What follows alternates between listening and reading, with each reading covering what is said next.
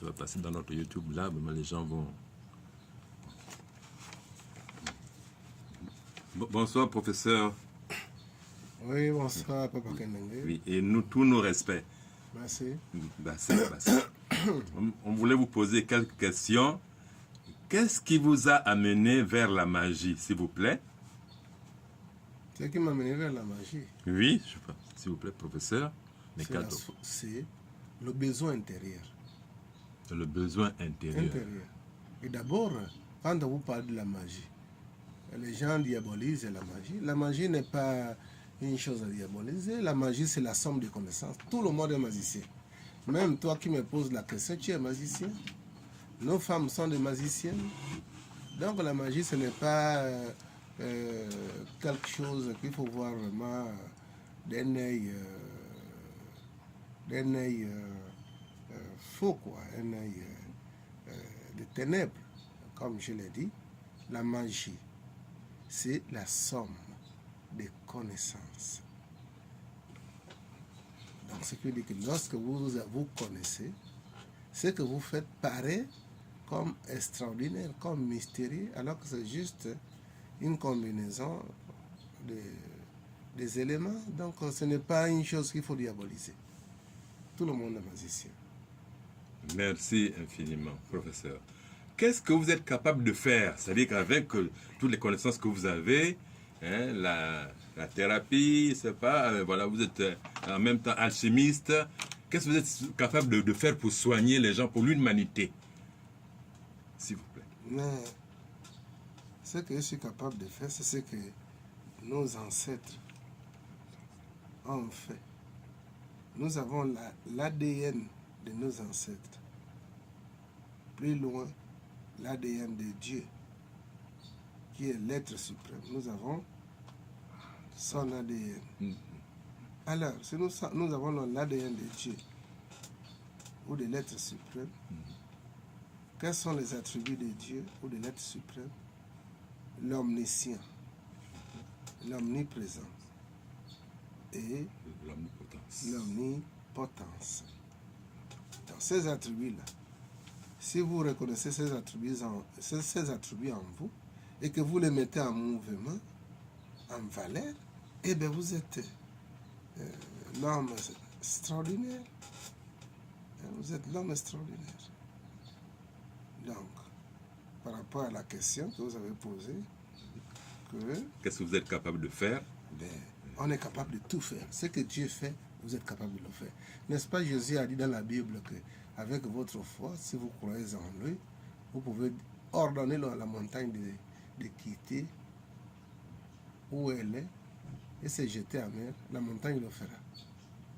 Exactement. Voilà, donc ça veut dire ce que ça veut dire. Que lorsque vous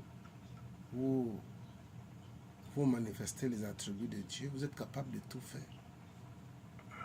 Sans limite. Sans limite. Merci infiniment. Comment avez-vous fait pour lire le français, l'arabe, l'anglais, puisque vous êtes autodidacte? Comment vous avez fait, s'il vous plaît? L'âme n'a jamais appris à lire, parce qu'il est le tout. Et maintenant, si nous sommes dans la peau où l'ADN de Dieu, on connaît tout. Sans s'asseoir sur une chaise. D'ailleurs, vous allez vous rappeler que la majorité des hommes de Dieu, ou bien, si vous voulez, les prophètes et autres, d'autres ne savaient pas lire. Ils étaient les autodidactes. Mais ce sont eux qui ont dirigé ce monde-là. Ils ont laissé leur savoir que nous, aujourd'hui, nous suivons et que nous apprenons à l'école. Alors qu'ils n'étaient pas à l'école. Une personne comme Socrate, est-ce que Socrate savait lire? Non, non, non. Voilà. Regardez alors le trésor qu'il a laissé à la société humaine. Exactement. Voilà. Ah, ça. Racontez-nous un de vos souvenirs mystiques au Congo, s'il vous plaît. Souvenirs mystiques, nous vivons le monde mystique à tout moment.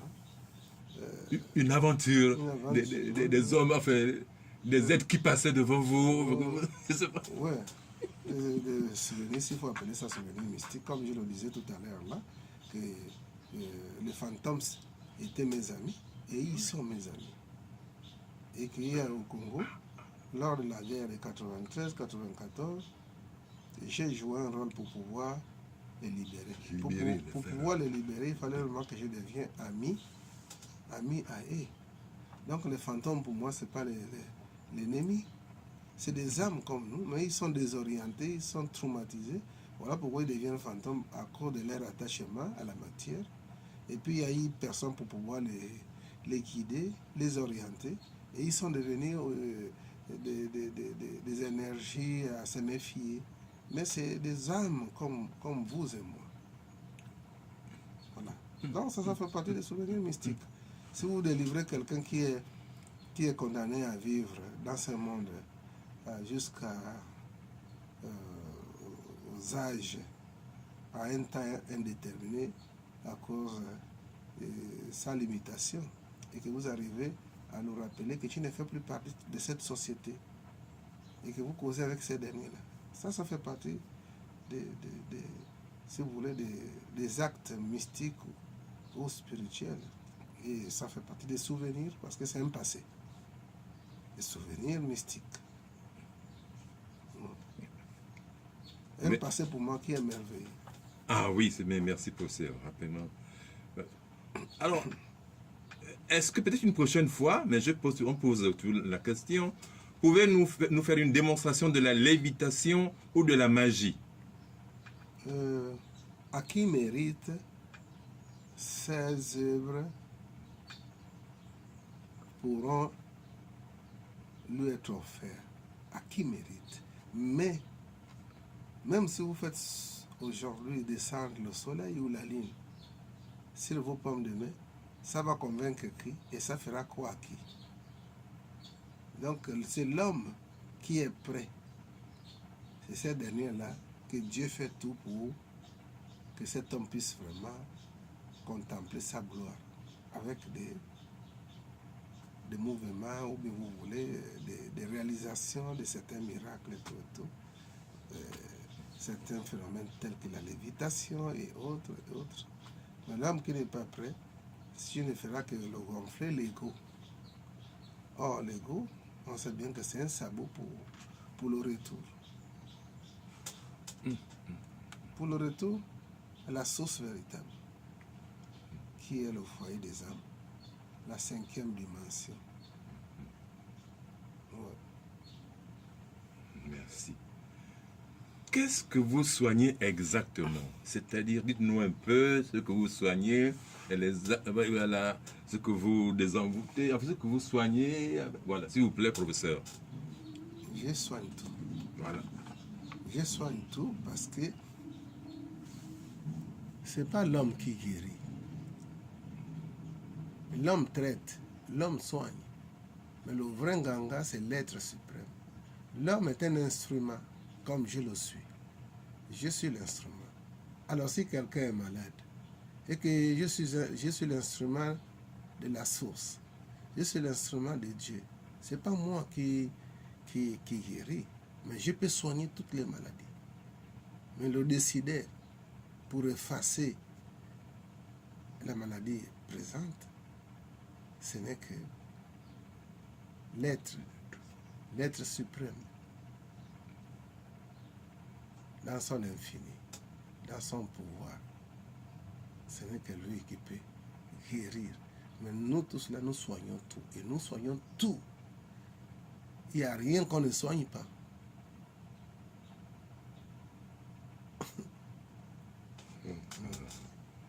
Alors, qu'est-ce qui vous a en fait convaincu qu'on peut maîtriser l'univers? Parce que j'ai fini par réaliser que l'univers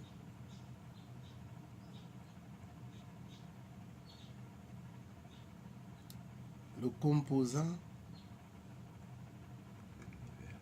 de mon corps physique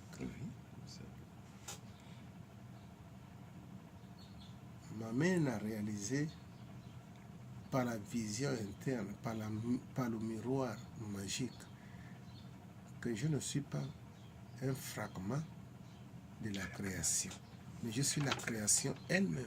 Et lorsqu'on parle de la création, on parle de l'univers. Donc je ne suis pas un fragment. Le fragment ici, je veux dire des débris, n'est-ce pas, d'un verre brisé. Je ne suis pas ces débris-là. Je suis, si vous voulez, le verre lui-même. Donc je suis la création même. Je ne suis pas les étincelles du feu, mais je suis le feu. Donc, qu'est-ce qui a fait que je puisse savoir, vous avez posé la question. Oui, qu'est-ce qui vous a convaincu qu'on peut maîtriser l'univers Justement et travailler avec? Justement parce que j'ai fini par réaliser que je suis l'univers. Je suis la création elle-même. C'est question d'expérimentation. Expérimentation. On peut avoir des connaissances, mais ne pas les expérimenter. Pour être convaincu de ce que vous avez comme produit, comme arme, il faut expérimenter ça et en fait de pouvoir faire un commentaire qui est juste et réel. Qui est le diable? Et est-ce que le diable c'est un partenaire? Qui est-il exactement? Le diable est un bon partenaire. C'est parce que si le diable, on le retire de la société humaine, tout va disparaître. C'est le diable qui a créé le corps ou les corps de tout ce qui existe. À partir des minéraux, végétaux, animaux, humains. Ces formes-là, c'est le diable qui les a créées par l'ordre du divin, l'être suprême. Donc le diable est le partenaire de Dieu. Parce qu'il fait ce que Dieu veut que cela soit. En fait de conscientiser l'âme que nous sommes, la conscience que nous sommes. Donc, on ne va pas prendre le diable comme l'ennemi redoutable, mais plutôt comme un professeur qui est là pour nous rappeler ce qu'il y a à faire, qui est là pour nous rappeler réellement que nous avons une mission. Et la mission de tout être ici-bas, c'est de se conscientiser. Se conscientiser et puis retourner au soi, le véritable soi. Ce n'est pas le soi égotique, mais la 5e dimension, où tout ce qui est matière est émané. Bassé. Ça, merci beaucoup. Alors, conseillerez-vous votre fils de faire de la magie? Je conseillerais mon fils. Et d'ailleurs, dans mon école philosophique, je conseillerais les gens de faire la magie. La magie dont je fais allusion, c'est d'arriver à connaître. Parce que notre droit, c'est de savoir, c'est de connaître. On ne doit pas rester dans l'obscurité. Parce que lorsque nous vivons dans l'ignorance, dans les ténèbres, on est sujet à tous les malheurs. Donc, je conseillerais non seulement à mon fils, mais à tous les adeptes ici de faire la magie, mais voir la magie par une autre manière de voir les choses. Il n'est pas considérer la magie comme une force destructrice, mais considérer la magie comme la quintessence du savoir. Mais à savoir que tout ce que nous pouvons utiliser ici a un revers. Tout ce que nous pouvons utiliser a un revers. Si la force, on utilise la force, on utilise la connaissance pour le mal, ce qui est vrai, ça nous reviendra 1000 fois. Pourquoi? Parce que il y a le crédit et les intérêts. Si vous prenez le crédit de 15 millions, il y a des intérêts, on ne va pas vous rembourser seulement les 15 millions. On va pas vous seulement prendre les 15 millions. On prendra les 15 millions et certains pourcentages.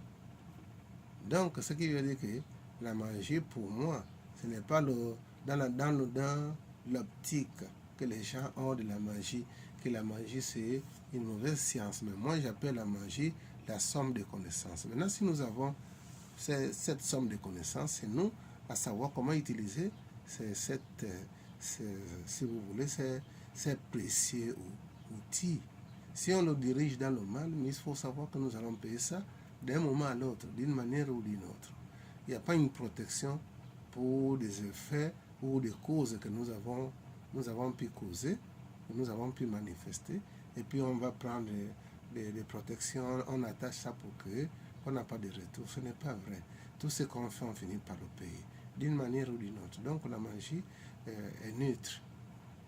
La magie est neutre. La connaissance ou le savoir est neutre. Maintenant, à qui utilise ces connaissances? Maintenant, c'est lui qui utilise les connaissances.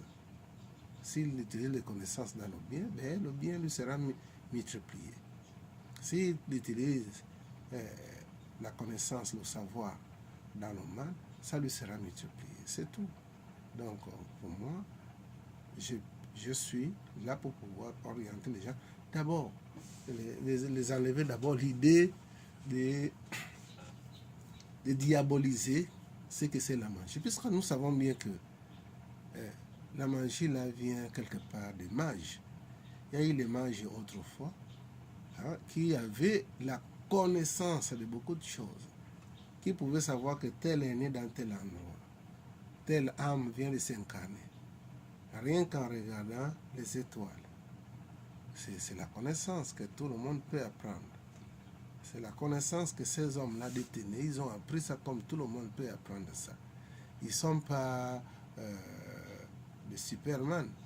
C'est des principes, des lois qu'ils ont appris et ils ont pu utiliser cela. Ils ont fait recours à cela pour savoir vraiment qu'est-ce qui se passe dans telle dimension et telle dimension.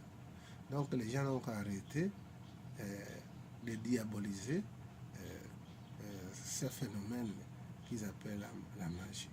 La magie, comme je l'ai dit, nos femmes dans nos cuisines utilisent la magie. Parce qu'avec leur savoir, ils savent que dans telle sauce, ils utilisent les aliments ou les ingrédients. Ces ingrédients, en utilisant ça à un niveau juste, ça donne vraiment un saveur vraiment extra, où on va apprécier, car le niembo là où la sauce tomate là n'est pas comme la sauce tomate que telle ou telle a préparée. Justement parce que la personne possède une certaine connaissance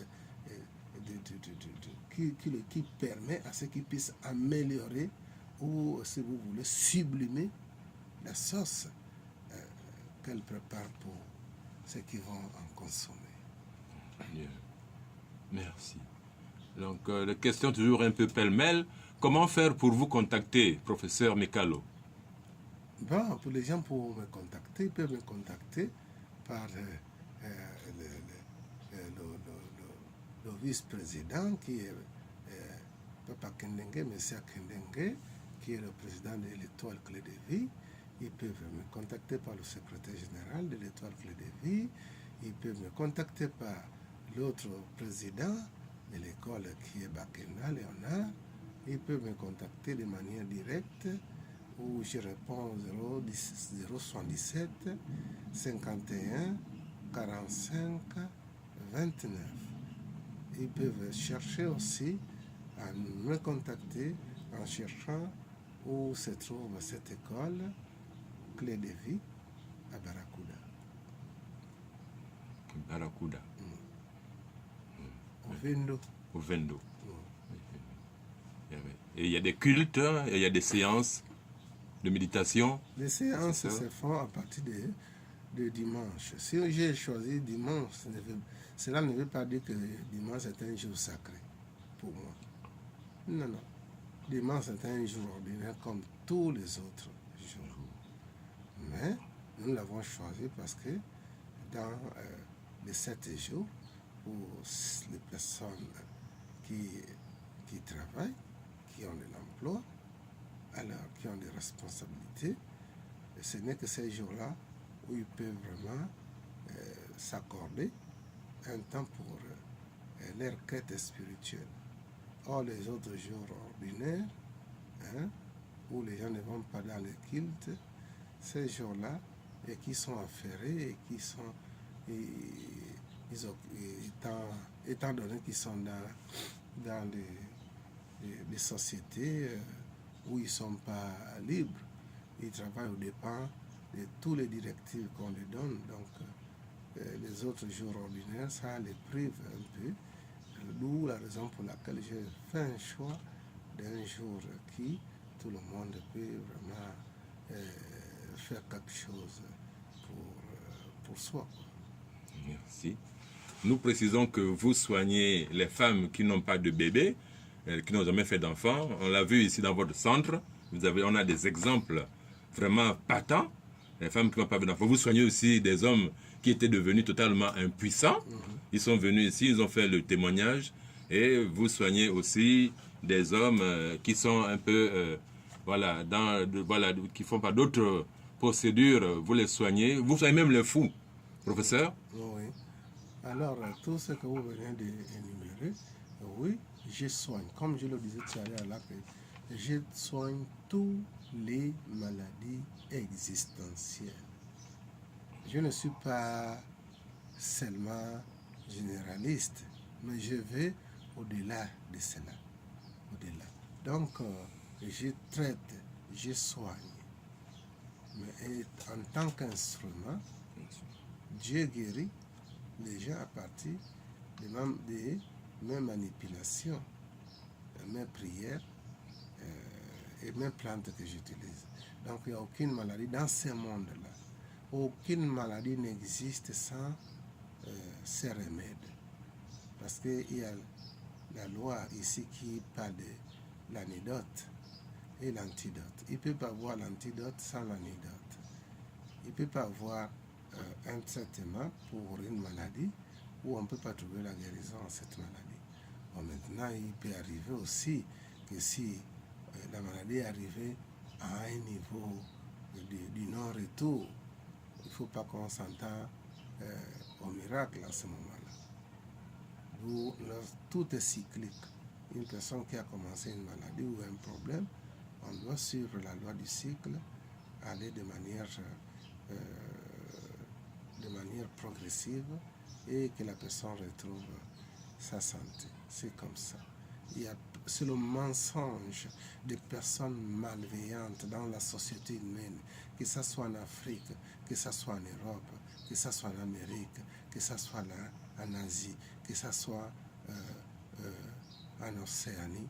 Il y a des personnes malveillantes partout qui savent que telle chose peut traiter, mais de peur que vraiment qu'ils puissent manquer de clients, ils vont seulement rester là à traiter et non amener les gens à la guérison.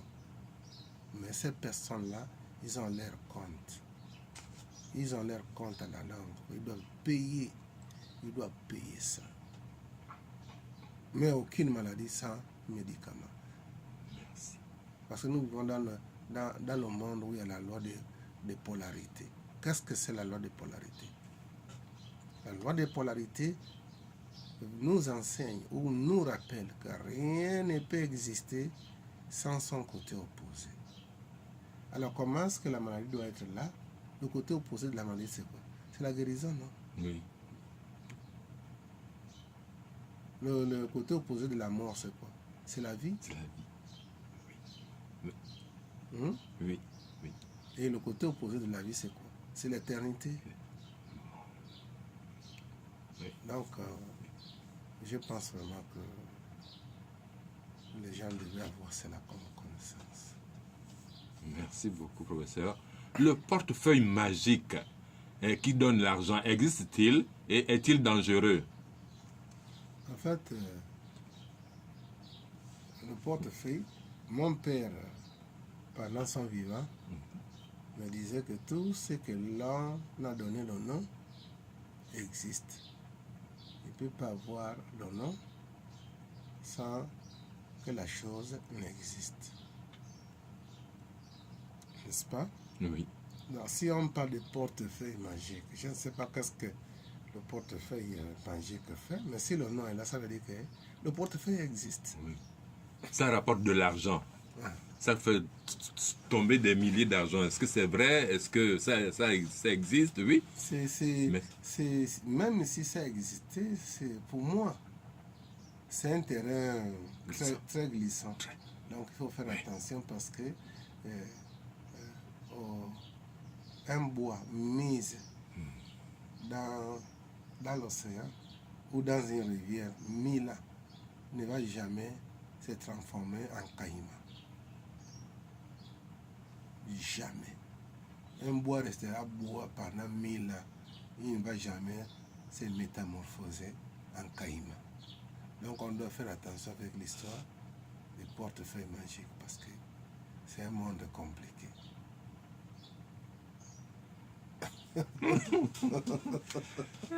On sourit, merci professeur.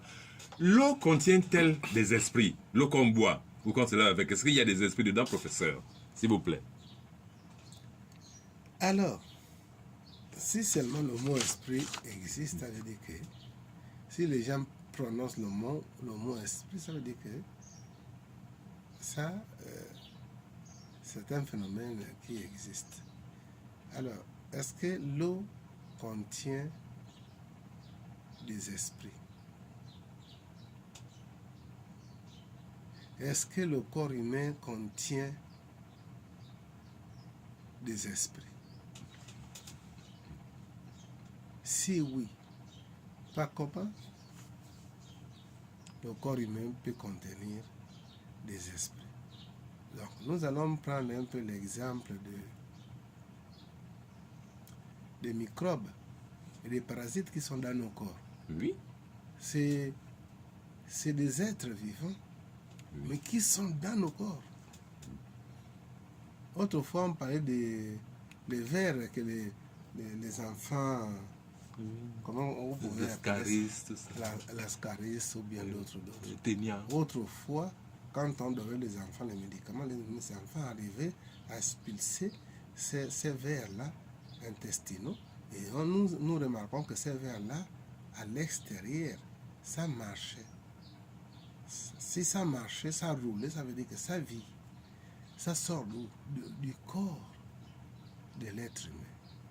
Alors, ça veut dire que l'eau que nous voyons contient des particules. L'eau est vivante. Si l'eau contient des esprits, cela est réel que l'eau contient des esprits. Les esprits, là, c'est quoi? C'est tout ce qui compose l'eau. Les atomes qui sont dedans, les particules qui sont dedans, les électrons qui sont dedans, c'est des phénomènes vivants, non? Oui.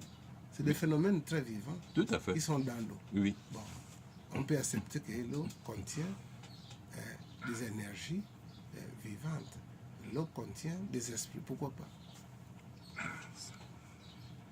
Qu'est-ce que le miroir magique? Nous nous rappelons que vous avez dit une fois à des patients que s'ils voulaient voir leurs ennemis, vous pouvez leur montrer leurs ennemis vis-à-vis. Dans certains niveaux spirituels, un miroir magique, un support. C'est un support par lequel on peut voir une autre dimension. Ça existe. Merci. Derrière l'AVC, y a-t-il un esprit? Donc derrière toute maladie, y a-t-il un esprit?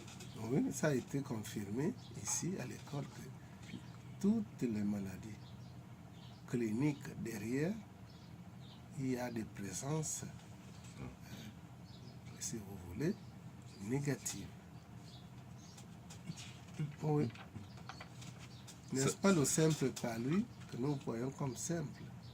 Parce que c'est un parasite, le paludisme. Un parasite qui est là, le plasmodium qui est là, mais le plasmodium vit. Mais lorsque nous partons au profond du paludisme, nous allons trouver une entité qui coordonne tout ça. Et vous avez donné le nom la dernière fois. Oui, le nom que j'avais donné la dernière fois, c'était Signora Malaria. Il faut vraiment être dans des écoles de spiritualité pour savoir tout ça, professeur. Sinon, on est ignorant. Et comme vous avez dit, vous dites ici, l'ignorance n'a pas d'excuse. Battez-vous pour ne pas être ignorant. Voilà, c'est ça. Une personne destinée à mourir à 50 ans, peut-elle rallonger sa vie et mourir à 60 ans? Pourquoi oui ou bien pourquoi non? Pourquoi c'est pas possible? Oui, pourquoi c'est possible? Merci. C'est possible parce que tout est mouvement et changement. Donc ce n'est pas Dieu qui fait le destin de quelqu'un. Si on modifie notre manière de s'alimenter, on peut aller au-delà de l'âge dont vous parlez là, 50 ans. Si on essaie de modifier notre, si vous voulez, la consommation, notre consommation, on modifie un peu tout. Des fréquentations nocives. Hein? On peut vivre au-delà de 50 ans, même de 60 ans. Même au-delà, même, on peut arriver à des centenaires. Donc, en d'autres termes, professeur, c'est donc faux quand on nous dit que Dieu nous a déjà destiné à un âge où on doit mourir et qu'on ne peut pas éviter. Dieu n'est pas dans ces combinaisons médiocres. Parce que s'il le fait, laisser certains mourir à fleur de l'âge, ça veut dire qu'il est négatif. Dieu est amour. Hein? Oui. Je pense que le désir de Dieu, c'est de voir l'homme vivre aussi longtemps et se conscientiser. Parce que son arrivée ici, c'est pour se conscientiser. Et avant de pouvoir arriver, si vous pouvez appeler ça terminus ou bien le foyer des âmes, il faut qu'il mérite. Et le mérite ici, alors, vient à partir des travaux de tous les jours. On doit travailler tous les jours afin qu'on puisse arriver à un niveau très important où on ne peut plus revenir sur le cycle de vie et de mort successives. La réincarnation, parce que la réincarnation vit, et la réincarnation demeure une malédiction. Donc, c'est une prison à vie à un certain niveau. Vous voyez ce que je veux dire par Oui, professeur. Avant-dernière question, pour ne pas trop que vous vous reposiez, vous devez méditer. Comment retrouver son âme sœur? Parce que, en général, 1% des couples sont destinés, ont rencontré leur âme sœur. Mais 99% des couples vivent seulement comme ça, par entente. Mais ce ne sont pas des gens qui sont voués à être ensemble. Est-ce que c'est vrai? Et qu'est-ce que ça veut dire, s'il vous plaît? Si nous sommes aujourd'hui avec les femmes ou des amis qui ne nous conviennent pas, c'est karmique. On doit payer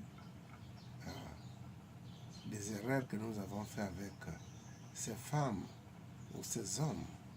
On doit les payer dans une incarnation. Donc ce qui fait que si aujourd'hui vous vous retrouvez avec un homme, avec une femme qui ne vous convient pas et que vous êtes obligé d'y vivre jusqu'à un temps, ça veut dire que la situation est karmique. Mais maintenant, en parlant des âmes sœurs, ce n'est que la combinaison de la nature chimique. La nature chimique, ce qui veut dire que les composants d'une nouvelle femme, ces composants sont les mêmes composants qui vous ont créé, si vous voulez, qui ont créé votre corps physique. Vous avez les mêmes éléments qui conviennent, qui sont compatibles. Et lorsque vous trouvez un homme ou une femme où vous entendez bien, ça veut dire que chimiquement, vous vous mariez. Ce n'est pas un phénomène extraordinaire, c'est un phénomène qui est chimique, un phénomène qui est spirituel, que l'homme aujourd'hui qui vit un foyer plus ou moins, un foyer erré, ça veut dire que les éléments qui les composent sont les mêmes chimiquement. Donc c'est fort possible qu'on puisse aller à la quête d'une âme sœur. Et si on le fait, sachant bien qu'est-ce qui nous compose, quels sont les éléments qui nous composent et les éléments qui composent les autres par rapport au calendrier chrétien, les 12 zodiaques, les 12 mois zodiaques, on peut choisir quelle femme ou quel homme qui peut avoir les mêmes affinités que nous et nous allons vivre un mariage erré, même si dans ce monde tout est temporaire, mais au moins si on a 50 ans de vie par rapport à nous-mêmes, et que nous vivons les 50 ans là dans l'harmonie avec notre partenaire, le paradis n'est pas loin de là. Nous expérimentons le paradis. Ah, ça. Et vous dites en dernière question, avant dernière vraiment, que les mois de naissance jouent un grand rôle. C'est-à-dire que quelqu'un qui est né en janvier ne peut pas épouser quelqu'un qui est né en... Enfin, je donne un exemple, en juillet. Est-ce que vous pouvez nous dire un peu les différents mois pour voilà, l'audience qui vous écoute, pour qu'ils viennent demander. Je vous... Ça, c'est un cadeau de votre école. Je vous parlerai en bref, mais le cadeau n'existe pas. Je vais commencer par ça, que le cadeau n'existe pas. Tout ce que nous recevons, nous devons payer ça. Nous payons. Maintenant, alors, en ce qui concerne les mois, du calendrier, les 12 mois, vous avez parlé du janvier. Janvier est un mois exceptionnel qui peut se marier avec tous les mois du calendrier grégorien ou chrétien. Donc, le janvier est exceptionnel. Mais en dehors de janvier, les autres mois qui viennent après janvier doivent chercher avec qui s'entendre et se marier. Donc, venez au temple Vénus, c'est bien comment ça s'appelle, c'est ça, professeur? Le temple Vénus est dans l'école Clé de Vie.